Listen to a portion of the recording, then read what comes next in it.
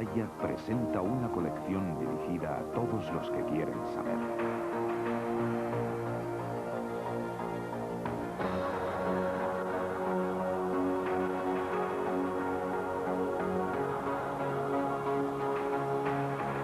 A todos los que sienten curiosidad por el espacio, el desarrollo de la medicina, las profundidades marinas.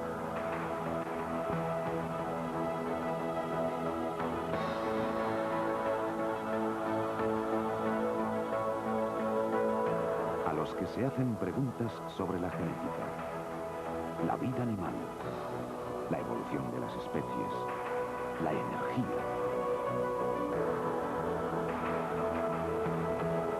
A los que buscan respuestas sobre el medio ambiente, las telecomunicaciones, el cuerpo humano, las nuevas tecnologías, la naturaleza. Esta es una colección que quieren saber, porque sin ellos no existiría la ciencia. Omniscience, los apasionantes descubrimientos de la ciencia actual.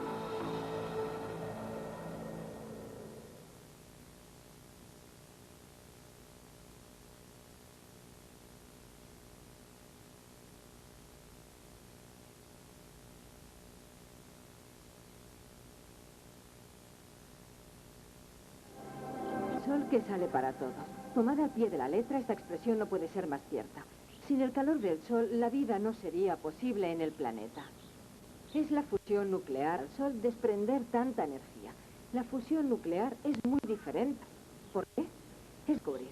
Pero también vamos a hablar de algunas aplicaciones médicas de la energía nuclear y de un nuevo método de conservación de los alimentos, la irradiación.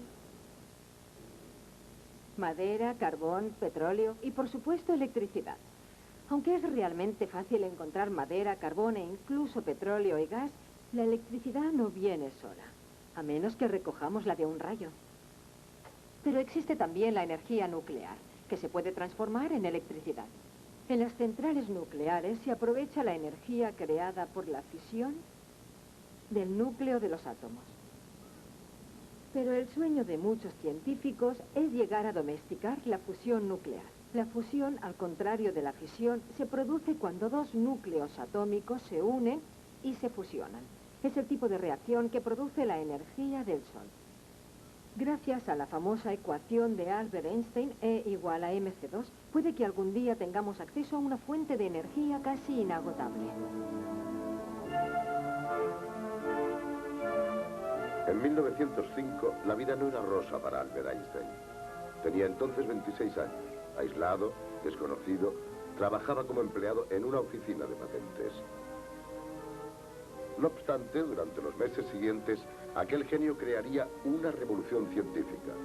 Trabajando con diferentes teorías existentes sobre el átomo y la luz, escribiría su famosa teoría de la relatividad y su ecuación fundamental, E igual mc2.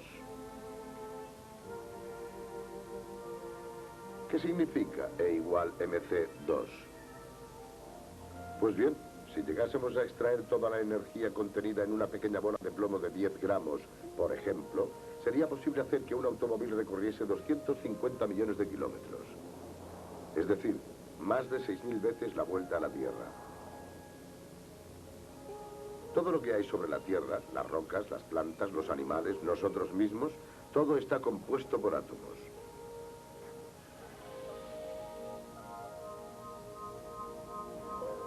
El átomo está siempre formado por un núcleo y unos electrones.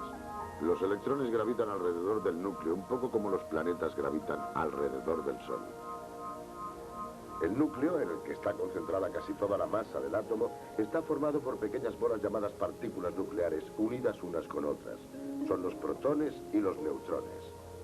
Una potente fuerza de atracción los une entre sí. Es la fuerza nuclear. ¿Qué pasaría si se rompiera un núcleo atómico? El número total de partículas nucleares sería el mismo, pero habría un desprendimiento de un exceso de energía, la energía nuclear. Este fenómeno se llama la fisión nuclear. En un reactor nuclear se utiliza la energía desprendida de la fisión de átomos de uranio para producir electricidad. Se utiliza uranio porque es el único elemento que se encuentra en estado natural que se puede extinguir. Cuando el núcleo de un átomo de uranio es golpeado por un neutrón, explota. Esta fisión produce energía en forma de calor y otras radiaciones y libera otros neutrones que, a su vez, golpean otros átomos de uranio. Es lo que se llama reacción en cadena. Para conservar una reacción nuclear continua, se utiliza un moderador que frena el movimiento de los neutrones. En las primeras instalaciones, los moderadores empleados eran el agua y el agua pesada. El agua pesada se diferencia del agua normal en que sus átomos de hidrógeno contienen un neutrón, mientras que los del agua no tienen ninguno. Se utilizaba el agua pesada porque es un moderador extremadamente eficaz. Ahora se usa cadmio. En otro circuito, el conductor de calor, el agua pesada calentada por la reacción nuclear, es dirigida hacia un convertidor térmico. En el convertidor térmico, el calor del agua es transferido a otro circuito.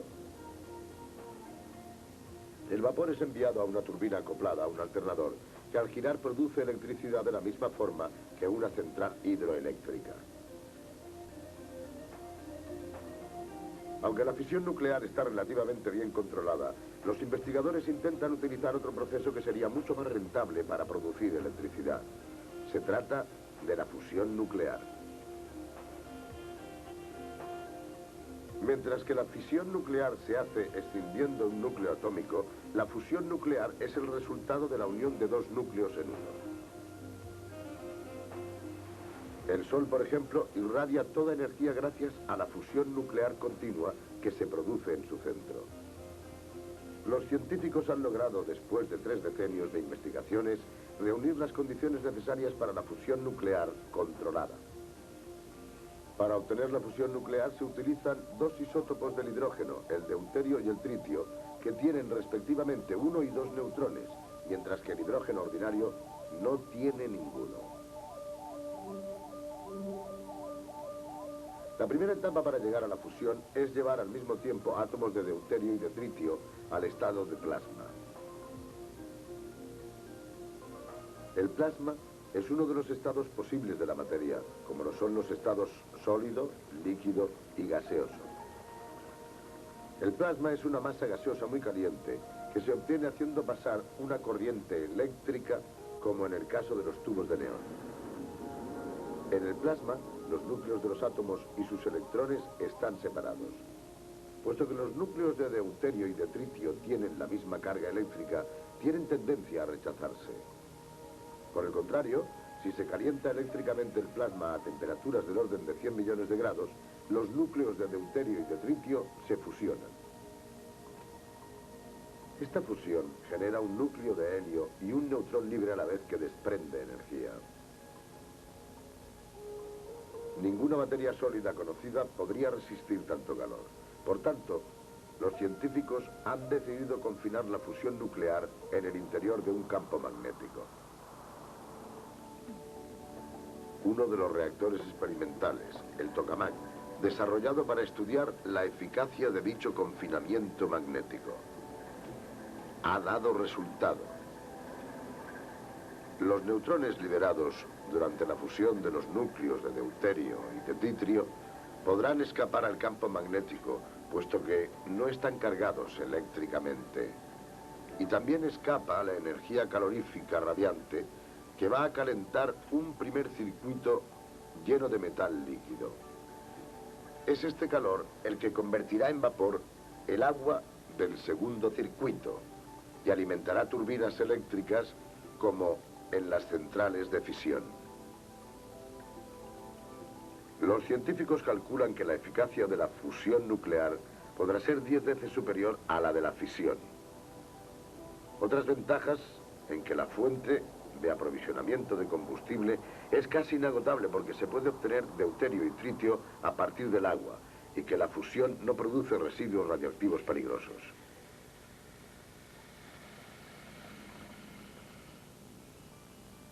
Si se consigue generalizar el uso de la fusión nuclear, quizá no habrá más problemas de energía. El planeta contiene en sus océanos el carburante más simple y más abundante que existe, el agua. H2O, un compuesto mágico de hidrógeno y de oxígeno. Provocando la fusión de todo el hidrógeno contenido en un solo litro de agua, se obtendría tanta energía como la producida por la combustión de 300 litros de gasolina.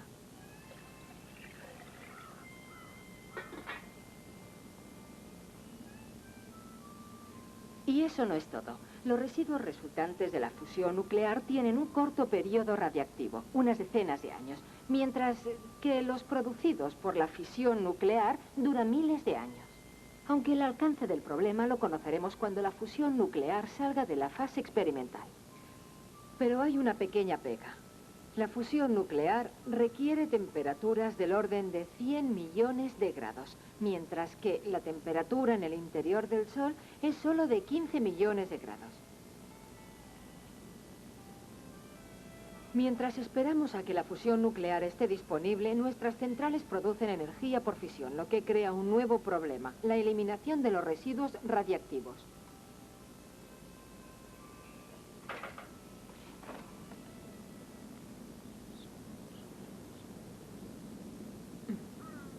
Como ciertos metales son sensibles a la corrosión, las células vivas, tanto las de las plantas como las de nuestro cuerpo, son sensibles a la radiactividad. Todos conocemos los rayos ultravioleta que, aunque invisibles, queman la piel.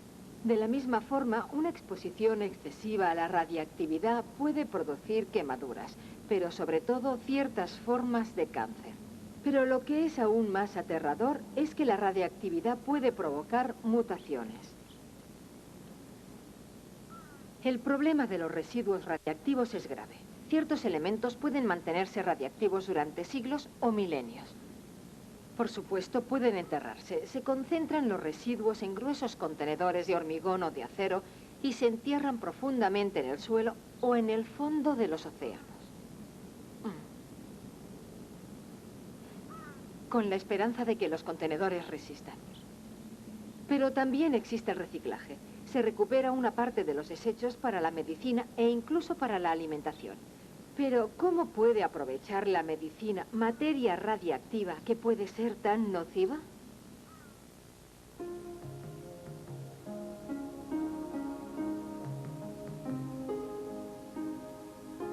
Gracias a los avances de la tecnología, ahora es posible convertir artificialmente en radioactivos algunos elementos. Estos elementos radioactivos se utilizan mucho con fines médicos.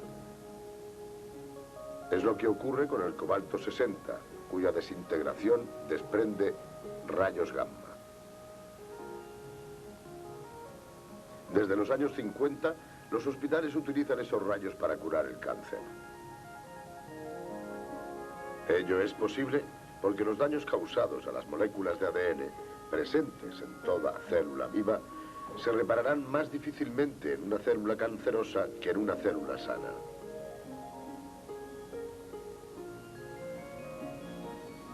Cuando los rayos gamma de los aparatos de cobalto alcanzan el centro de una célula, seccionan las moléculas de ADN. Actualmente, los científicos piensan que 2 roturas en la cadena de ADN de una célula cancerosa son suficientes para impedir que vuelva a unirse. Al alterar el mecanismo interno de la célula cancerosa, ya no puede reproducirse. Si los rayos gamma logran dañar un gran número de células cancerosas, se puede frenar la enfermedad. Aunque las células sanas que rodean la célula cancerosa también son sensibles a los rayos gamma, muestran más resistencia.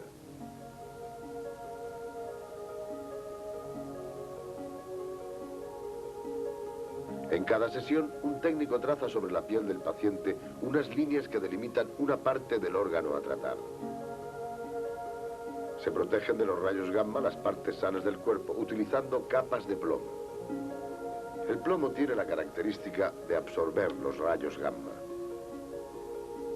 Además, para evitar que las células sanas sean destruidas, hay que ajustar la potencia de la radiación en función de la naturaleza del tejido expuesto.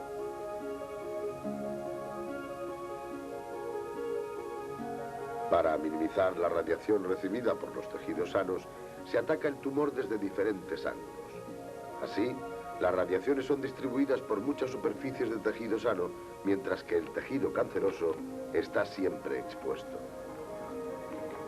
Cada año, en más de 70 países, casi medio millón de personas son tratadas con aparatos de cobalto.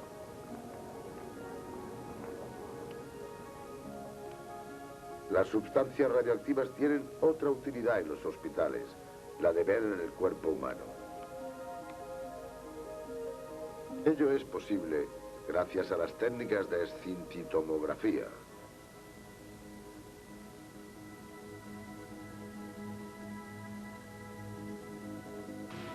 Cada órgano del cuerpo está dotado de propiedades específicas. Sabemos que el cerebro, por ejemplo, acumula ciertas sustancias químicas.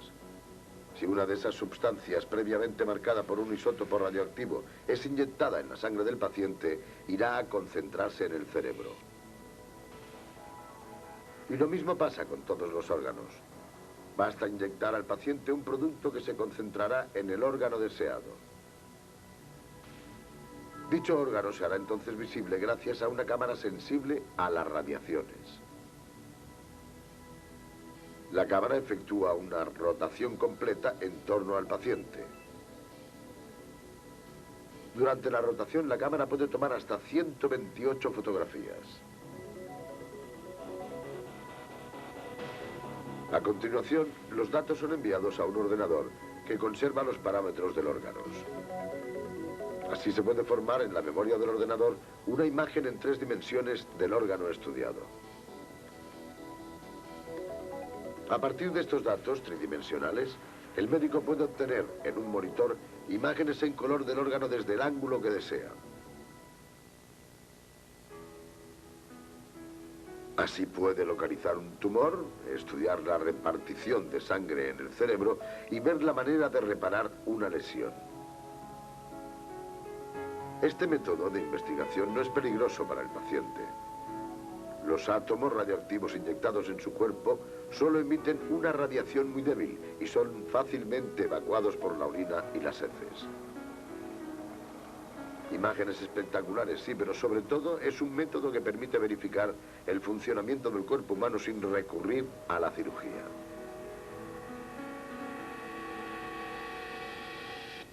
No solo el diagnóstico médico puede beneficiarse de la energía nuclear. La conservación de alimentos es otro sector que también puede recurrir a la radiactividad controlada. Hacer conservas es una tradición. Aquí, como en muchos países, es uno de los medios más antiguos para mantener comestibles las frutas y legumbres de una cosecha anual. Por supuesto, las patatas y las zanahorias se pueden conservar en una cámara frigorífica. Pero, ¿y los tomates? Si queremos conservarlos muchos meses, hay que hacer salsas o esterilizarlos. Desde hace ya varios años se practica una nueva técnica de conservación de alimentos, la irradiación. Esta técnica consiste en exponer los alimentos a la acción de las radiaciones ionizantes. Estas radiaciones atraviesan los alimentos, pero sin dejar rastros de radiactividad. Y tienen el efecto de matar los insectos, destruir los parásitos y eliminar los microorganismos responsables del deterioro de los alimentos. Estas radiaciones pueden eliminar incluso la germinación de los tubérculos como las patatas o incluso retrasar la maduración de ciertas frutas. La irradiación de alimentos es objeto de investigación desde hace una cuarentena de años, pero no está muy extendida. Las investigaciones han demostrado que la irradiación destruye ciertas vitaminas y afecta al valor nutritivo de los alimentos. Es difícil inclinarse por una opinión. La congelación también modifica la estructura de los alimentos. En cuanto a los productos químicos de conservación, no siempre son inofensivos. Actualmente en Japón, Israel y Rusia se autoriza en el mercado interior la venta de alimentos irradiados, pero muchos otros países están aún en la fase de la investigación y la experimentación. Antes de encontrar en los estantes de vuestros supermercados alimentos irradiados, quizá os gustaría saber un poco más sobre la irradiación.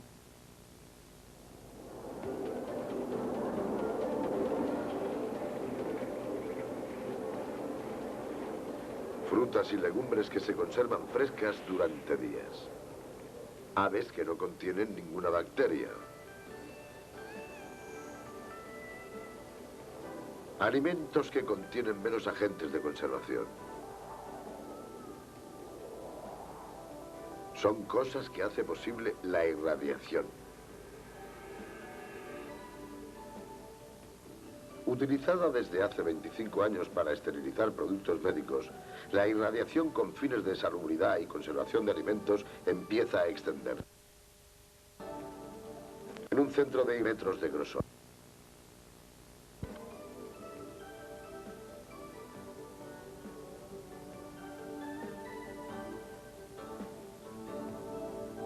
En el interior de la cámara se encuentra la fuente de radiación. La irradiación consiste en exponer los alimentos a una fuente radiactiva como el cobalto 60 que emite rayos gamma. Cuando los rayos llegan a los microorganismos, a las bacterias por ejemplo, desorganizan completamente su estructura interna. Cuando los rayos gamma alcanzan las células bacterianas, estas se rompen y se desprenden electrones de los átomos de las 4 moléculas que forman parte de la cadena de ADN, es decir, la timina, la citosina, la guanina y la adenina. Esto tiene el efecto, entre otros, de cortar los lazos entre dichas moléculas. Seccionadas así en varias partes, las moléculas de ADN se hacen inoperantes. La bacteria ya no puede reproducirse ni regenerarse y muere. Los rayos gamma actúan de otra forma sobre los microorganismos. Cuando rompen las moléculas de agua, las transforman en radicales libres. Los radicales libres son fragmentos de moléculas que destruyen las células de los microorganismos que los rodean. Estos radicales libres, que se encuentran en estado natural en todos los organismos vivos, se llaman radiolitos, porque se crean tras una exposición a los rayos gamma. Los radiolitos tienen una vida muy corta y son aparentemente inofensivos. Al destruir los microorganismos indeseados, la irradiación frena el proceso de degradación de los alimentos y prolonga su periodo de conservación. Para cada alimento hay que determinar la dosis que permita la mejor conservación posible. Esta dosis óptima se averigua sometiéndolo a diferentes tiempos de irradiación. La irradiación puede afectar también a la estructura de los alimentos. Al exponer, por ejemplo, una patata a los rayos gamma, se rompen las moléculas de ADN responsables de la división celular, interrumpiendo así el proceso de germinación.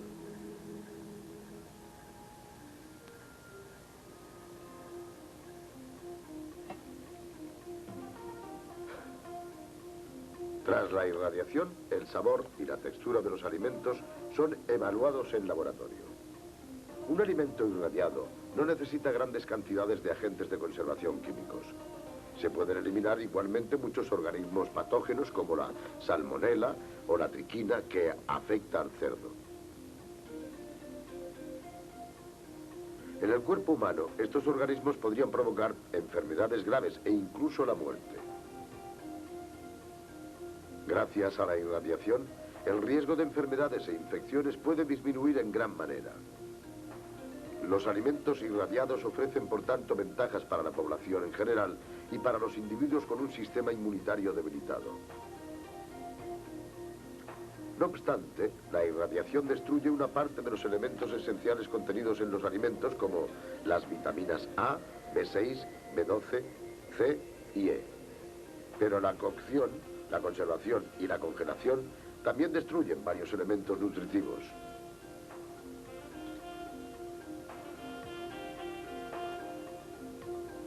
Las utilizaciones potenciales de la irradiación de alimentos son numerosas, aunque la técnica sea aún controvertida. Cuando las dudas relativas a la irradiación de alimentos sean descartadas, la mayoría de los alimentos de consumo habitual podrán ser irradiados. Sea como sea, los alimentos irradiados serán identificados por un símbolo adoptado internacionalmente.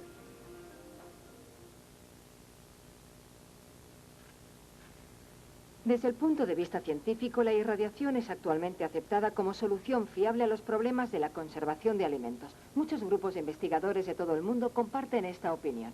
Pero en última instancia seréis vosotros quienes tendréis que escoger.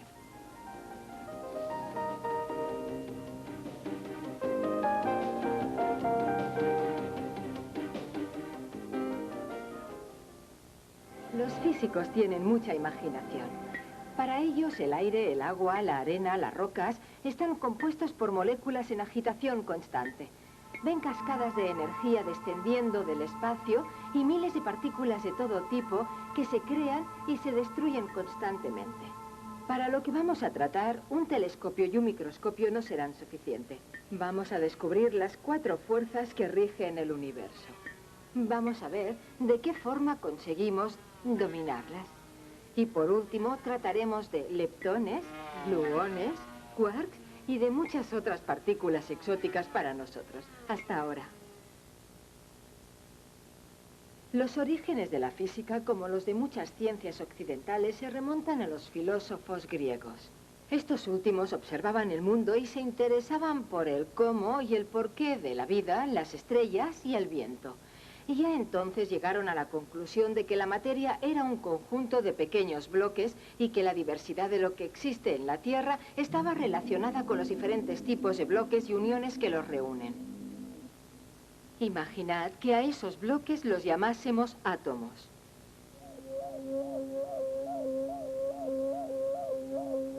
Sí, la noción de átomo existe desde el siglo V antes de Jesucristo. Para los griegos era la más pequeña unidad invisible de materia. Por ejemplo, pensaban que si se divide un trozo de pan en 2, y luego en 2 más, y luego en otros 2, cada miga de pan infinitamente pequeña era un átomo de pan. Es muy simpático. A continuación, la noción de átomo cayó en el olvido, hasta que unos científicos en los siglos XVII y XVIII volvieron a interesarse. Uno de ellos fue Newton. Pero Newton se hizo famoso por otras razones. Hizo investigaciones sobre la gravedad y enunció la ley de la gravitación universal. La gravedad es lo que hace que las manzanas caigan del árbol y que los planetas giren alrededor del Sol. Fue la primera de las grandes fuerzas del universo en ser identificada, pero no es la más potente. Os presentaré las otras 3.